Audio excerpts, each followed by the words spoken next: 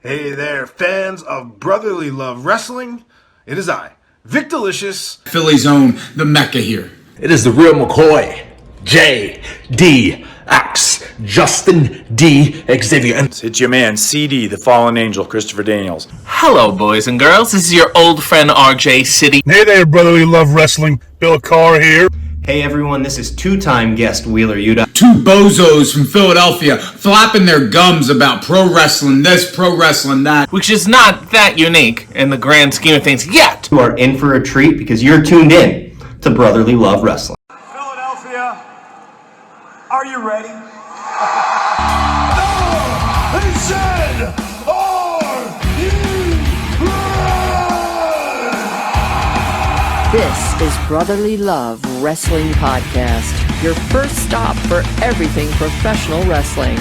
So sit back and enjoy wrestling talk at its finest with your hosts, Larry Hall and Joe Corrado.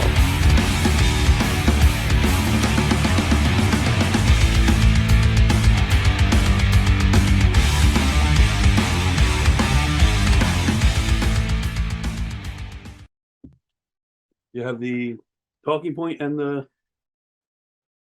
draft. I'm gonna need it, but just in case I need it. Welcome everybody to Brotherly Love Wrestling, and on today's show, we'll be talking about everything going on, plus a couple new things mixed in, thanks to Joe at the end of the show. So I'm the fucking genius of the show. You are the genius that gives us the ideas. Absolutely. All right. So I wanted to start off this show with kind of like a statement and then like almost like an open-ended question for you. Okay. So with Triple H in charge, we've been seeing kind of a resurgence in factions. Yes. In the WWE. Yeah. Where they kind of were just a little less. Vince hated teams, tag teams, any type of team. Couldn't no teams together unless you were a nostalgic team. You're only there for a couple months. That's it. Mm-hmm. Now with Triple H involved, you're starting to see teams or more tag teams for one. Yeah, slowly. Tag team wrestling's coming back. Yeah. But more or less factions, groups. Mm-hmm. Yes. And we know AEW is very faction heavy as well. More the land of factions there. Yes, where every other minute you're pretty much finding a new faction. Mm-hmm. But suffice it to say, my open-ended statement, maybe a true or false, for you. Yeah. WWE seems to get it a lot quicker and utilizes their factions and how they do their factions a lot quicker and a lot more efficient and probably a lot more meaningful than AEW. Whereas you're kind of getting a bunch of, maybe you have one like cohesive faction, but a lot of the factions are kind of mismatched and just mashed up, and for the most part they kind of take away from the product in a sense, whereas WWE uses them in a way where they're not taking away from the product, they're more or less adding to it, and they're not trying to steal the spotlight with the faction. All right. Like there's still the. Do you want me to answer true or false? Yeah, absolutely. Or you don't have to answer. Well, just put your 2 cents. All right. The way you worded that, as far as taking away and adding to, as far as the factions go, that I can't really. I don't know if I'm going to touch on that. But what I do want was because, like you said about the factions and AEW doing, or WWE doing a better job than AEW. I think one that can stand out that they didn't, actually multiple come to mind now that I'm thinking about it. And this was under Vince, so it's different, Retribution. Well, I'm not talking about now under Triple H, Judgment Day. I don't think Judgment Day from inception, again, that was under Vince, but now it's under Triple H, and it has gotten better. I'll give that part to Triple H, but still, as a faction, it has a very weak Dominic Mysterio, who I still don't think is ready, and I still don't think I'll say this about Dominic Mysterio, which I noticed last night after watching. They're embracing his goofiness and his his youngness. The part where he said, "Yeah, I'll beat your face in or whatever." Yeah. I'll get to you in about an hour. Yeah. They're making him blatantly like kind of childish and awkward and stupid. I get that, but I feel like that's gonna work for them. Like he's the immature one of the whole group, and that's gonna show through. Here, let me put it to you like this. I'll rally off faction for faction. Now, obviously, WWE doesn't have the amount that AEW has, so I'm gonna try and put like an equilibrium. Okay. All right, so the Bloodline, unfair, but I will put it up against the British Combat Club. As I would say, faction for faction, top faction, top faction. Now I could swap out the BCC and put in Jericho's Appreciation Society. I like where you went with BCC instead. But I still think Bloodline wipes either one. When it comes to importance, who they are, interchangeable parts, and how much better this individual intertwined storyline going on within the whole Bloodline. I think everything about the Bloodline, top dog. I think Roman's better than he is more of a superstar than Moxley. I will give you that. Yes, but when I watch Roman's matches, especially as of late, I want to watch them so much more than I want to watch Moxley's. But not because he's such a great wrestler. No, but because he's a great entertainer. Yes, because his storylines and everything that goes into his character is better. Yes. I don't care about like when it I will say this right now on this show, and this will be the first time that I've ever said this. I think I know where you're going. Go ahead. But when it comes to the actual wrestling, I can do without it if the storyline and everything that goes into it gets me to that. Like I don't need to see a 5-star match if everything that led up to it was above 5 stars. You're good seeing the 5 moves of doom if the story has gotten you to that point. Like if it's a phenomenal but even story. with Roman, like I feel like the match quality is still top notch. Like even like if it's not for like, the WWE style. Yeah, but even if you were to you could take that match, take Brock and Roman, the one where they fucking destroyed everything. Yeah. You could put that anywhere. That's amazing. Roman hasn't been Edge and fucking Daniel Bryan when he was Daniel Bryan. Like that was top notch. Like he's been, I mean, it might not be as many times as anybody else, but that also goes into it. He's the spectacle. He's made to feel like he is the most special person in that whole company.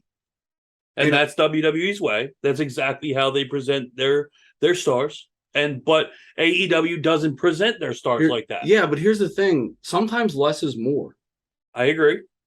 And sometimes not overexposure, but just the right amount of exposure is what's needed. But also that your backups can carry the load when you're not there.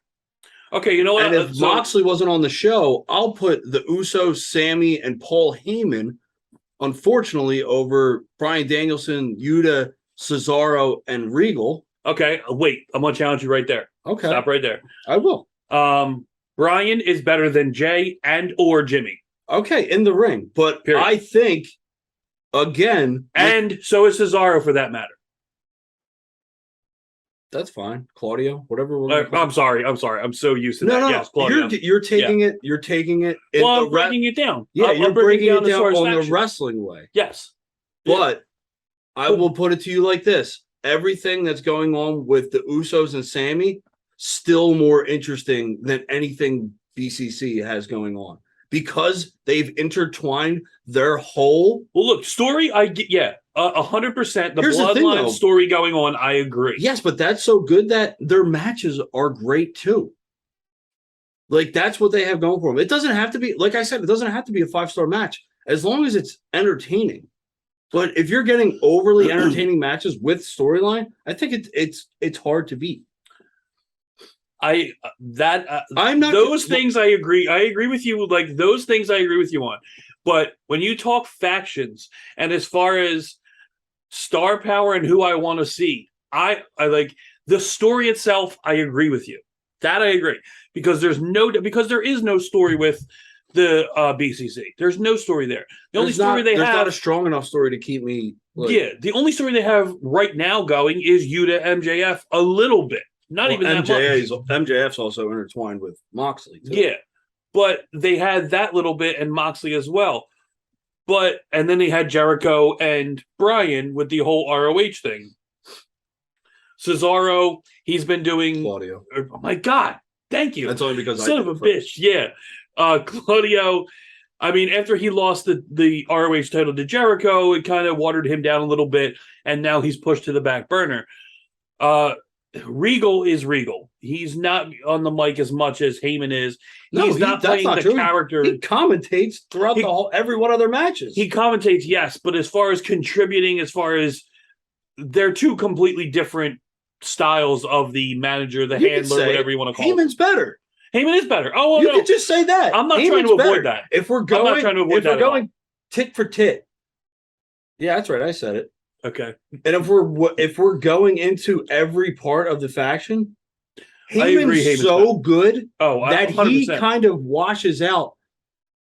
He takes a lot of check. He's so good and he's so must watch and listen to that I kind of put that as like an over the top. Like that puts them over the top by a lot. Like the Roman star power factor, or the Roman story, and the Roman how long he's held the title, and everything that goes into. He's the leader of the best faction. Yes, and I'm sounding like overly WWE on this one. You are. I am, but here's the thing: if I go down the list, they become less watered down on the WWE side and more watered down on the AEW side.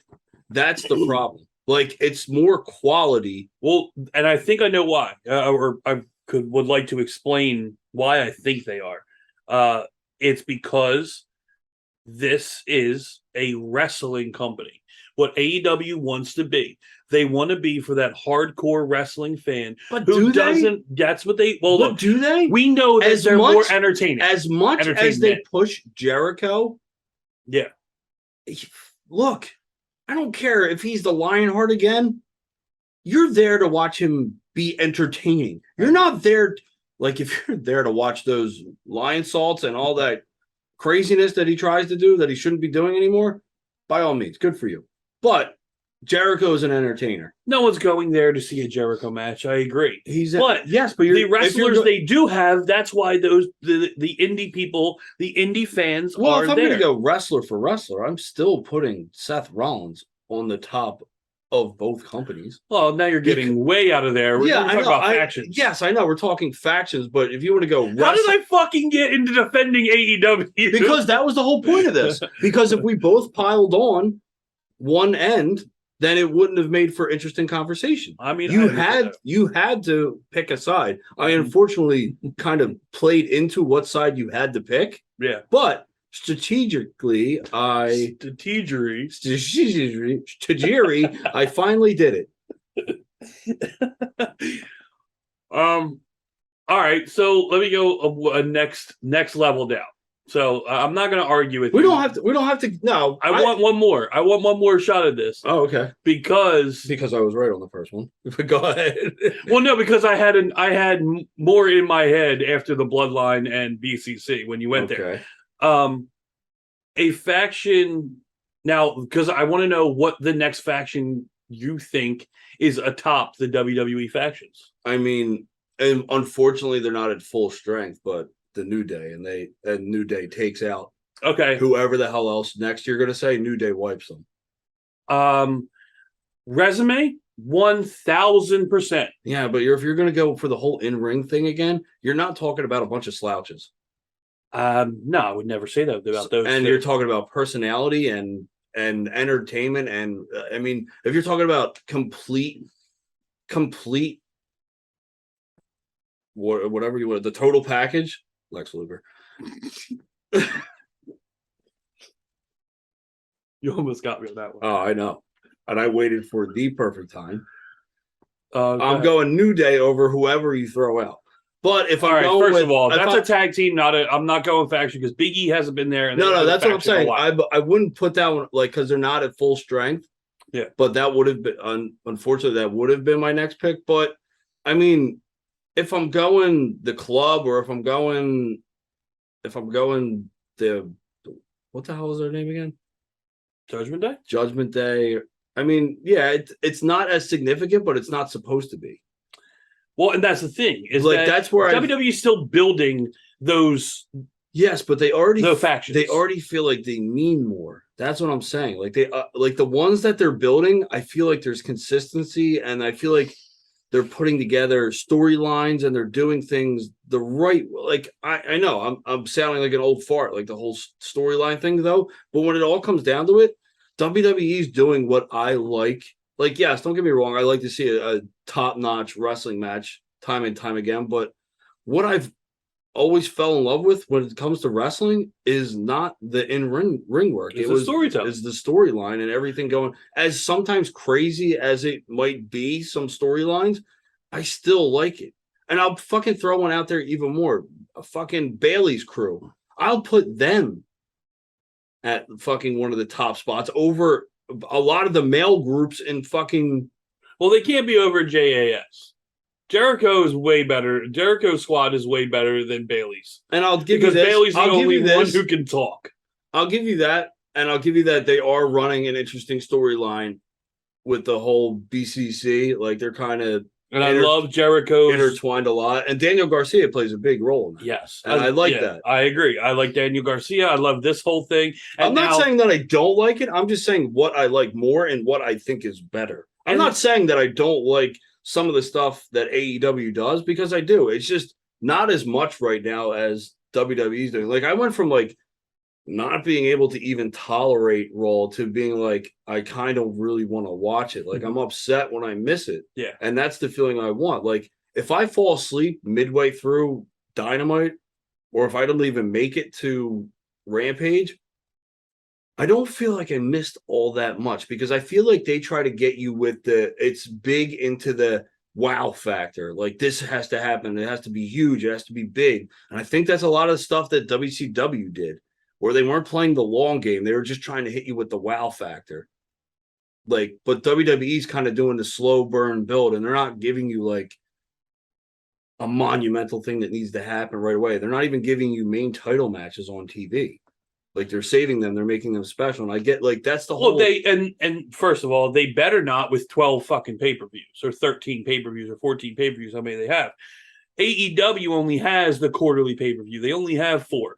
So yes, AEW has to give you here's the thing, TV title match. They have to. Here's the thing though, they don't need to do main title.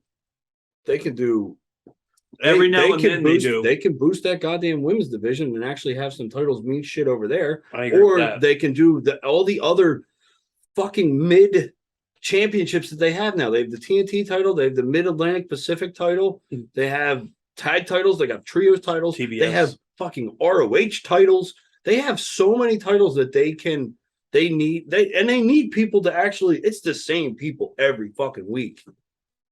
And I feel like it's almost the same thing every week. And that's starting to get like, without their wow factor, they don't have the right storytelling. They don't have good storytelling over there.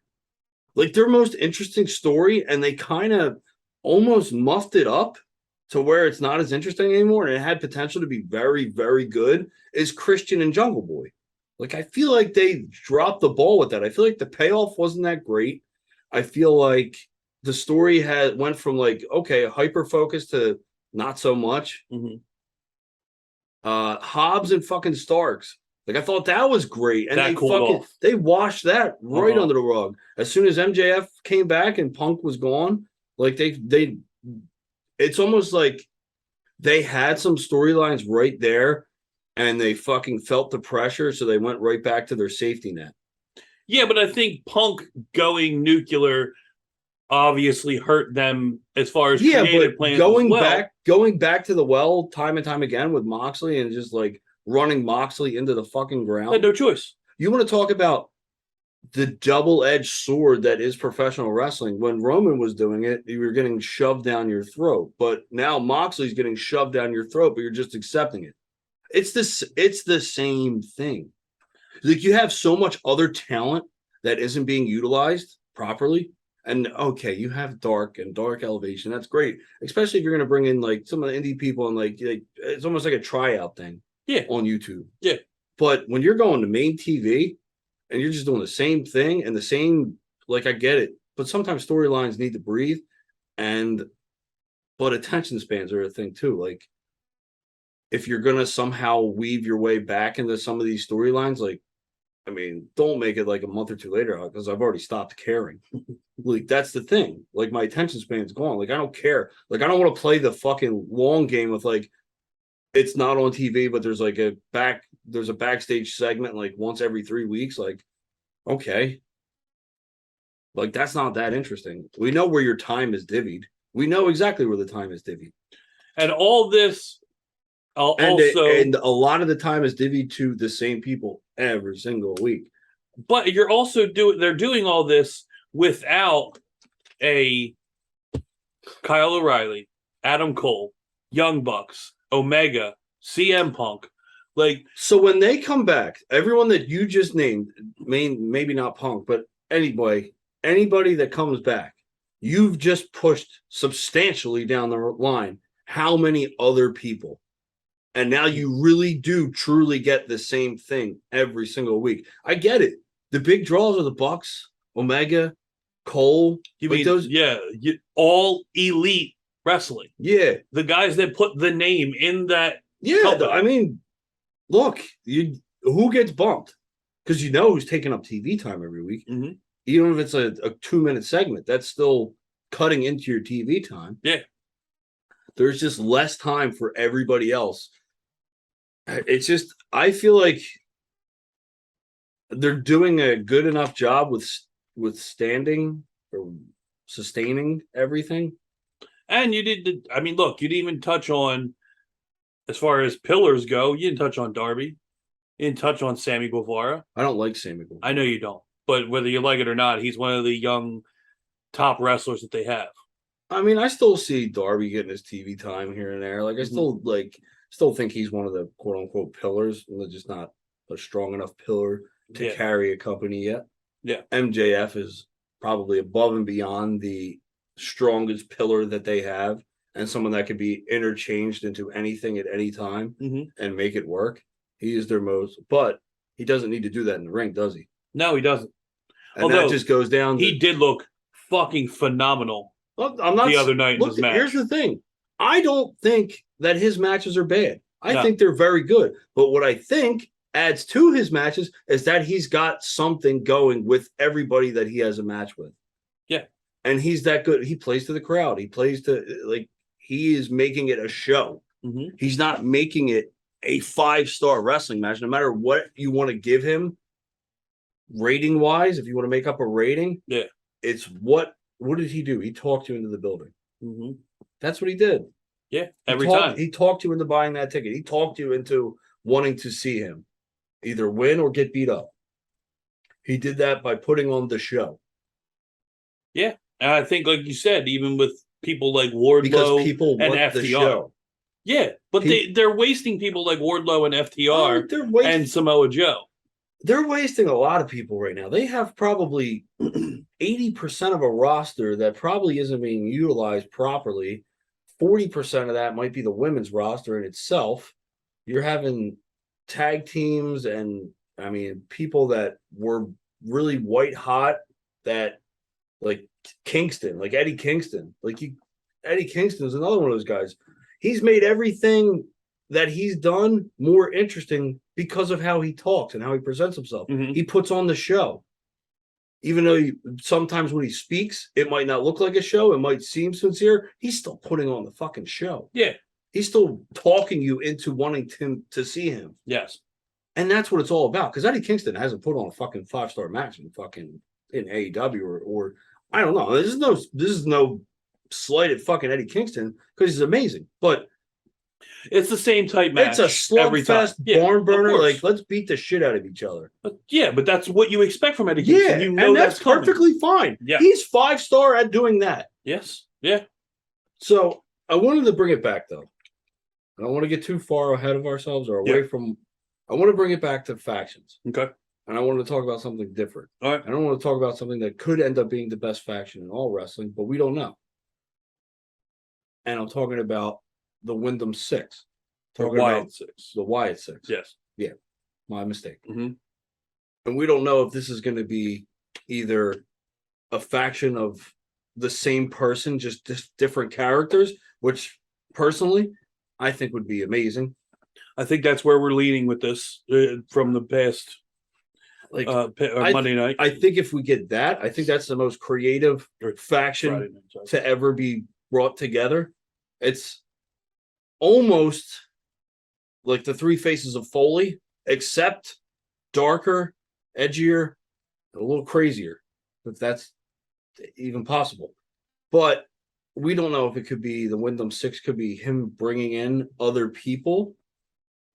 That in itself has the making for an incredible, depending on who's coming in, it could be an incredible faction, very dark and ominous faction, which would be crazy, which would pretty much put, what's their name again?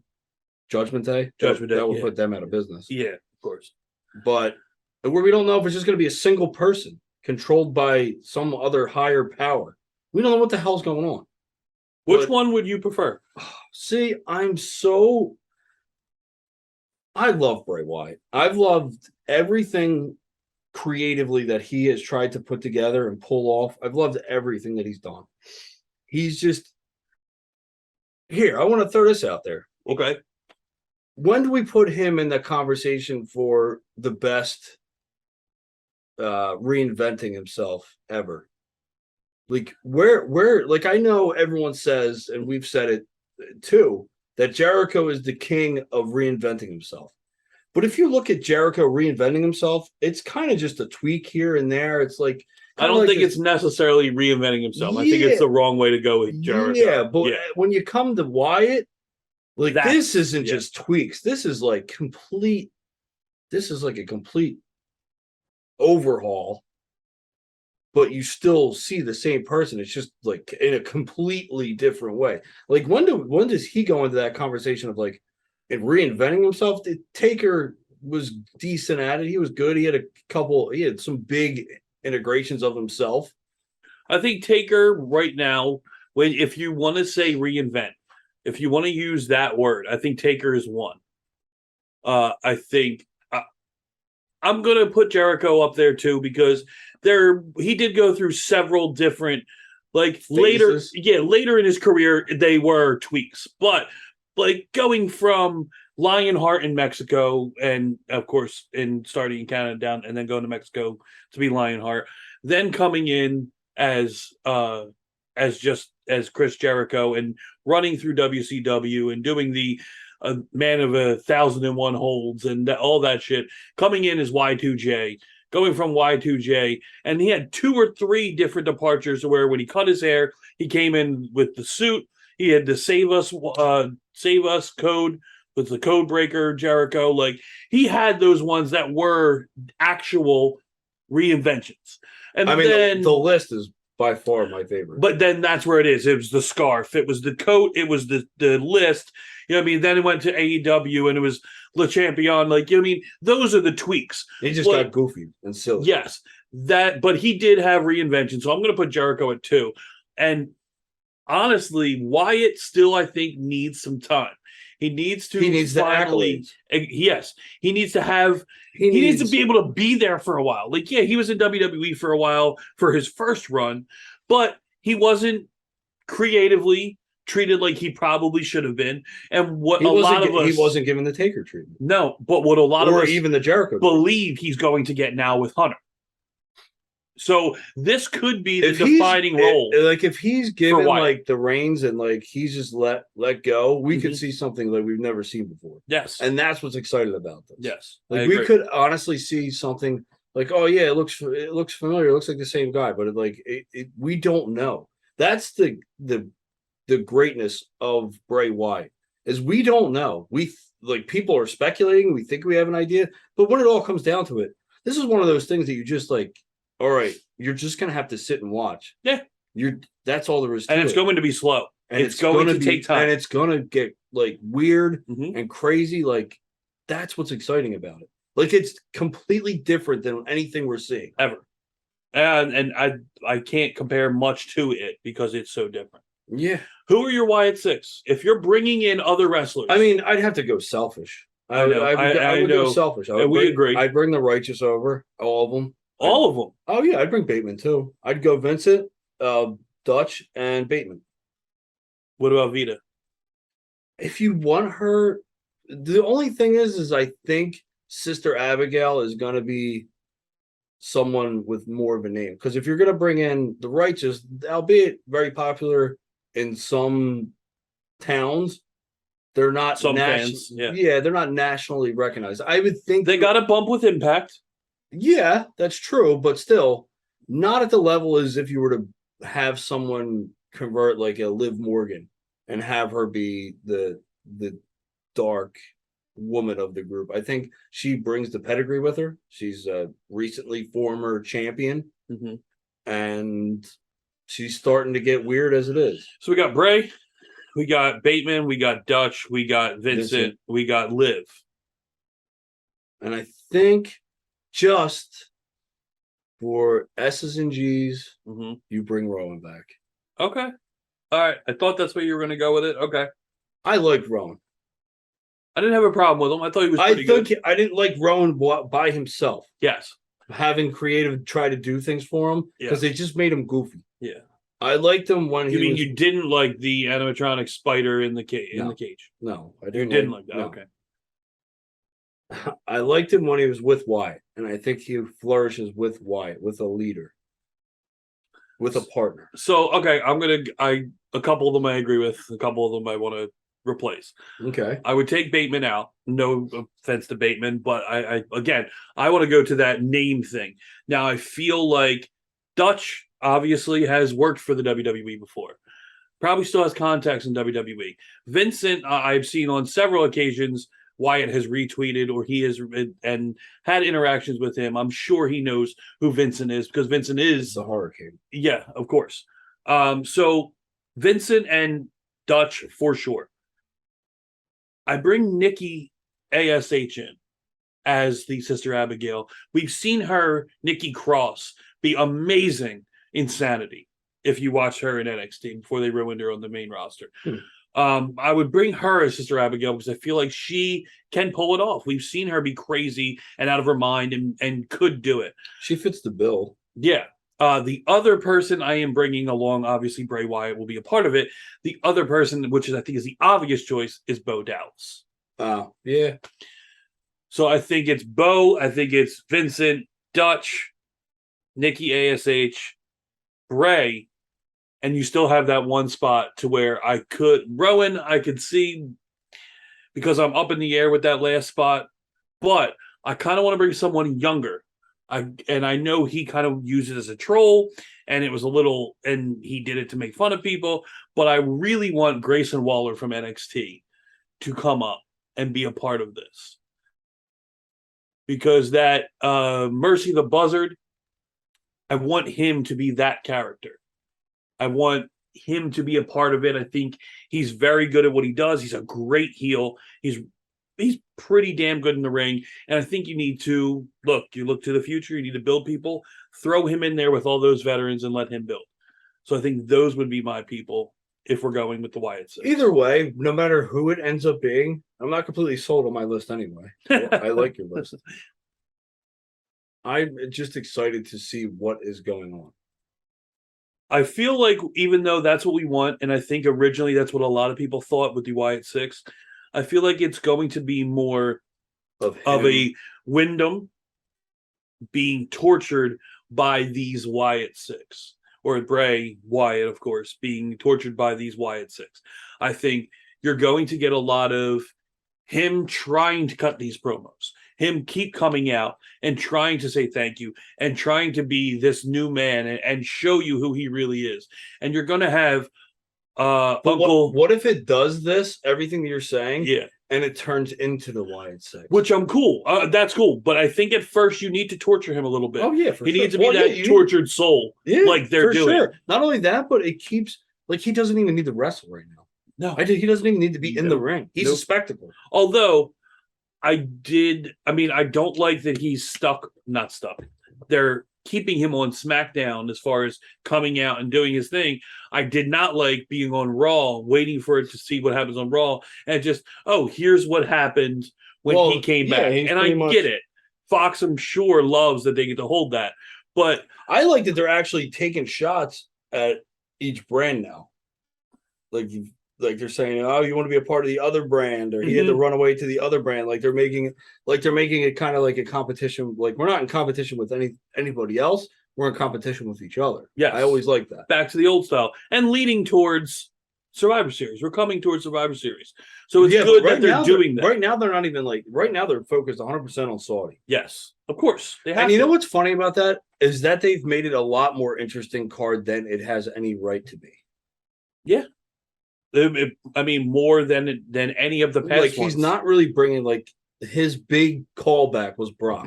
And I'm okay with Brock and Lashley because it's not for anything. They're just going to beat the shit out of each other. That's all anyone wants to see. That's all we wanted. Yeah. That's all we wanted Brock to come back for. We didn't want him to, although this new Brock, I will say, new Brock, favorite Brock of all time. Yeah. The happy-go-lucky, I'm going to pander to the shit out of the crowd, even though they probably know I don't want to be near them. Yeah. That Brock I love. Me too. He went out of his comfort zone for that one. Mm-hmm. And you could tell, but he was having a good time, it seemed like. Ever since Boombox Brock. Like, when he did the Boombox thing, since he broke for R-Truth. Yeah, that's a good point. Yeah. I feel like he's like, all right, well, fuck it. They caught me. For the first time, and I think this was always my biggest problem with Brock Lesnar and why I always disliked Brock Lesnar. He looks like he's having fun. Yeah. It looks like he wants to be there and enjoys you're to making be there. $6 million to make a couple appearances. I'd be having fucking fun. That's a whole different story. But it looks like he's having fun. So then I want to watch you. I want to watch you perform. I don't want to watch a guy that there's no smile. He walks down, he stands there, he doesn't say shit. Granted, he's impressive. He can beat people up.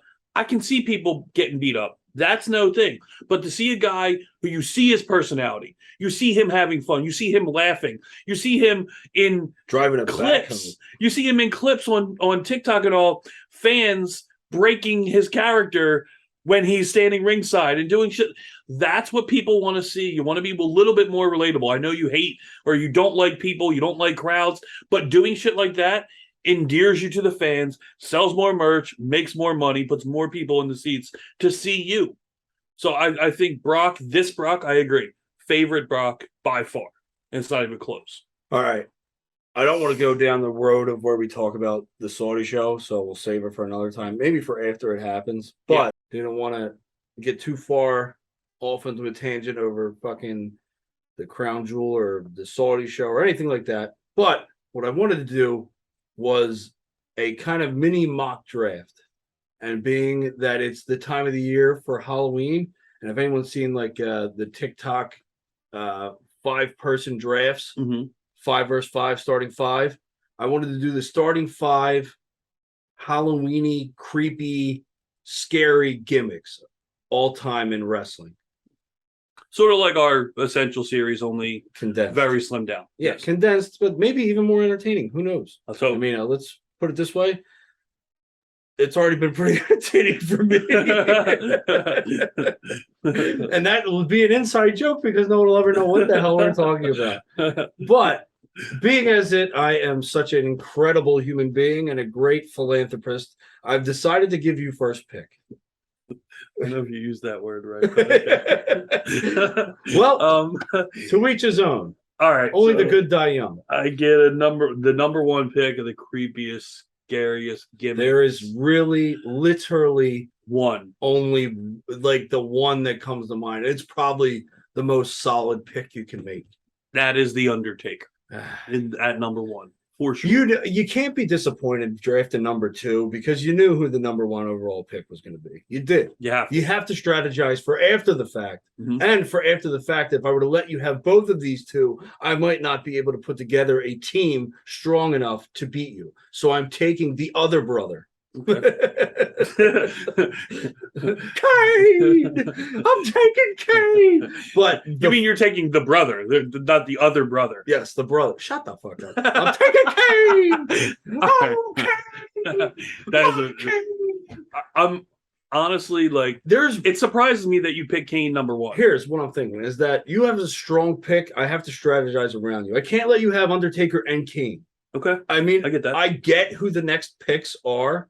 Like, I know who's up there. I know who's still on the board. Mm-hmm. And I know who's a solid number one, and number 2, and number 3. And there's some good ones that you can intermix in there. Unfortunately, I didn't draft first. Mm-hmm. So, that being said, I think I have an idea. My number 2 is The Fiend. Yeah, I mean, if you're going scary, I mean, honestly, I would eliminate all Bray Wyatt after that because it doesn't. I agree. It's not fair. That's why I said it the way I said it. I didn't say Bray Wyatt. I said the Fiend is the scariest, mm-hmm. or is introduced as the scariest Bray Wyatt, I think. I agree. So you've got scary and bone chilling taken care of. Mm-hmm. That means I need to get fucking creepy. Mm-hmm. And who's creepier than the fucking boogeyman?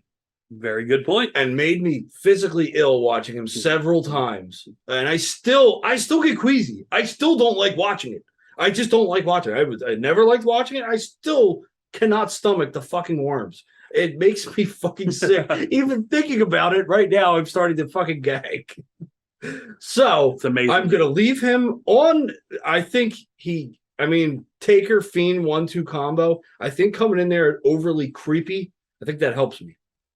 Disgusting. Yeah. I got the disgusting factor down pretty well. Yeah, I got more legit scaring children. So gimmicks.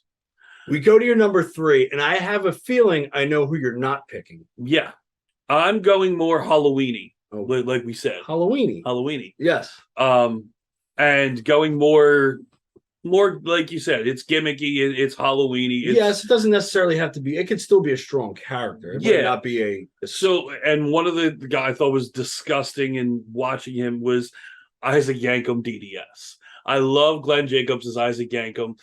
His disgusting ass teeth with Jerry Lawler being with him. I loved that. So I'm gonna say this: I have the stronger of the gimmicks. Just gonna throw that out there. Mm-hmm. You took the lesser gimmick on that one. Yes, but. Of those two, absolutely. But I mean, he falls to me. I got to take him. Mm-hmm. And if I'm going to continue with the creepy and weird and bizarre, the first integration, the mind games, Mankind. I think that as solid gets falling into the 3rd round, I think Mankind's a steal. I think he adds fucking depth. I think he just fucking tricks and fucking really just fucking befuddles your team so much that they don't know what the fuck's going on. And then they look at fucking Boogeyman and there's like, well, this fucking team's gross. Kane's not saying a damn thing. Pretty good pick, yeah. If we're sounds like a broken lawnmower. My 4th pick. All right. This is where we make or break the draft. I'm gonna go with Papa Shango. All right. Papa Shango was also on my board. He was mixing around. He was up at the top. He was not at the top. I kind of flipped it around. I'm gonna and here's where my dilemma comes. I have 3 or 4 that can go in a different way. And I don't know who I want to save for my last pick, because if I let them slide, then I might be upset, but I do have a good one to come back with. But for this pick to fall this far, and if I'm going to go dark and ominous. Okay. He fell. He fell at 4. Crow Sting. All right. I see that. I just took a top-notch gimmick and just put it right into the 4 slot. I got fucking the 3-4 hitter. If I'm going to top 5 lineup, Mankind's Crow Sting. I mean, I think I just made up for, and now I can hope that this last one will round out the board well for me.